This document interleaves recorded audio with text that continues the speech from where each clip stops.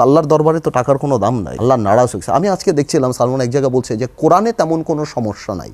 তার মানে আপনি চিন্তা করেন কোন লেভেল পর্যন্ত চলে গিয়েছেন, কাকে কার ভুল ধরা কার সঠিক করা পর্যন্ত হাত চলে গিয়েছে। এই সালমান রহমান পরে একটা কি কাজ করতো জানেন, উনি সব ব্যবসায়ীদেরকে ব্ল্যাকমেইল করতো। যখনই কোনো দুর্যোগ হতো সবাইকে ফোন করে করে 2 কোটি 5 কোটি নিয়ে প্রধানমন্ত্রীর দরবারে নিয়ে যেত। যদি কেউ না যেত তাহলে বলতো উনি জামাত করে, উনি বিএনপি করে। আমি যেটা বারবার বলছি যে আমি এই জিনিসটা ওই অ্যাঙ্গেলেই দেখি যেটা আল্লাহ প্রদত্ত। এই সম্পূর্ণ জিনিসটা হলো আল্লাহর অভিশাপ এবং আল্লাহ দেখিয়ে দিয়েছে যে আমি এটা কিন্তু ডিফিট না, এটা পতন।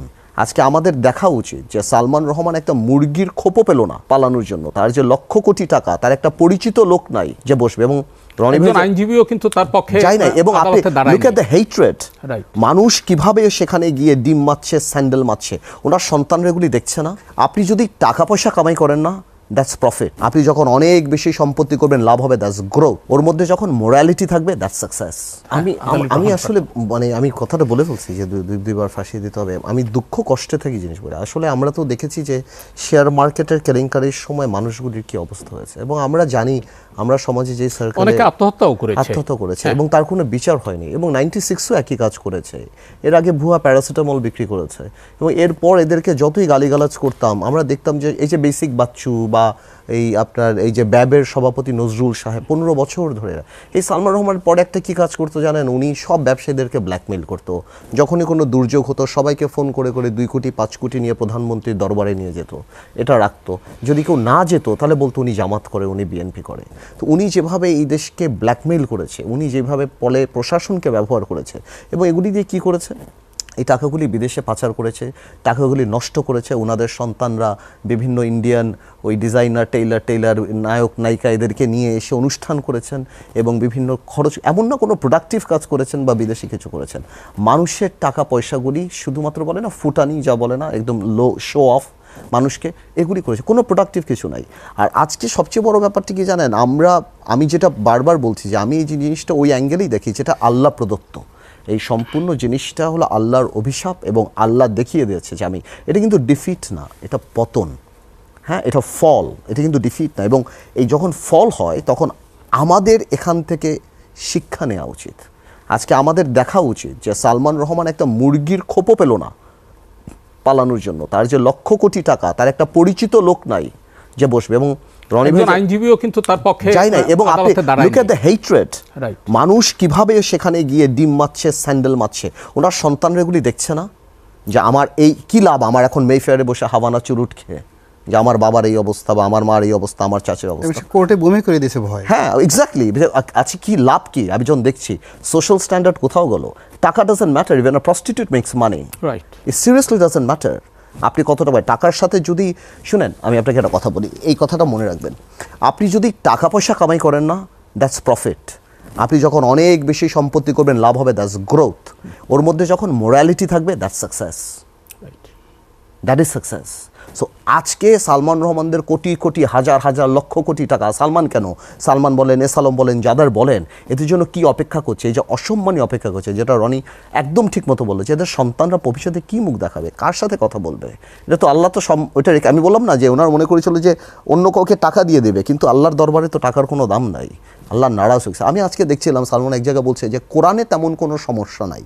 তার মানে আমি জানি না আপনি দেখেছেন নাকি ওনার একটা বক্তব্যে, আপনি চিন্তা করেন কোন লেভেল পর্যন্ত চলে গিয়েছেন, কাকে কার ভুল ধরা কার সঠিক করা পর্যন্ত হাত চলে গিয়েছে। তো এই জিনিসগুলি থেকে আমাদের শিক্ষা নেওয়া উচিত। এবং ওনার যেটা সিন্ডিকেট ছিল, উনি ঠিকই বললো যে সালমান রহমান কিন্তু অনেক আগের ব্যবসায়ী, ওনার আশেপাশের যারা ছিল কেউ কিন্তু ওনার বন্ধু না। উনি ছোট ছোট কিছু লোক বের করতেন শেয়ার মার্কেট কেলেঙ্কারির জন্য, ছোট ছোট, এই যে মনে করেন চোরাই গাড়ির ব্যবসায়ী আছে কিছু, তারপর আরও কিছু দালাল আছে, এদেরকে দিয়ে উনি ওই কোম্পানি সিক কোম্পানিগুলি এনে এটাকে ফুলিয়ে ফাঁপিয়ে ওগুলি দিয়ে শেয়ার মার্কেটে দিয়ে ছাত্ররা যখন রাস্তায় নামলো, ঠিক সেই সময় কিন্তু সালমান এফ রহমানের উদ্যোগেই সাবেক প্রধানমন্ত্রী শেখ হাসিনাকে নিয়ে সব ব্যবসায়ীদের একটা সম্মিলন, অলওয়েজ, হ্যাঁ, this is what he does. এবং এটা কেবল এইবারেই না, প্রতিবারই সংকট। এবং আপনি জানেন, so unfortunate that Salman Rahman বা দরবেশ, উনি সব ব্যবসায়ীকে পার্সোনালি বলে দিত যে আপনি এটা বলবেন, আপনি এটা বলবেন, আপনি প্রশংসা করবেন, আপনি এটা করবেন। কেউ যদি সত্যি কোনো কথা বলতে চেত, সেটা যদি সালমান সাহেবের এগেনস্টে যেত, সালমান রহমানের এগেনস্টে যেত, তাহলে উনি এটা বলতে দিত না, এবং উনি আগে থেকে বলে দিত। দেখছি উনি তো 15 বছর উনি গণভবনের সম্পূর্ণ কেমিস্ট্রিটা জানতো, কার কথা কে শুনবে, কে বুঝবে, কাকে বলতে হবে, উনি সব জানতো। এই জন্য আগে থেকে একটা প্রিকনসেপ্ট আইডিয়া সবার মধ্যে থাকতো। এখন ব্যবসায়ী মানুষরা সাধারণ মানুষকে দেখেন, এফবিসিসিআইটা কীভাবে ধ্বংস করেছে।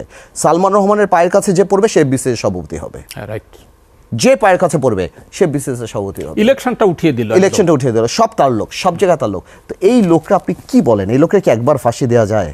এবং পরে যে আবার এই হত্যাগুলির সাথে জড়িত হলো, এই লোকরা আপনি কি করবেন আপনি বলেন? বারবার ফাঁসি দিতে হবে, আপনার দাবি সেটি। যে বিষয়টি আপনি পতনের কথা বলেছেন, এটা পরাজয় না, ডিফিট না, অবশ্যই এটা পতন, এটা পতন। অবশ্যই এই পতন থেকে আমাদের কি শিক্ষা? আমাদের এই শিক্ষা নিতে হবে যে আমরা এই আল্লাহর জমিনে অহংকারের সাথে হাঁটবো না।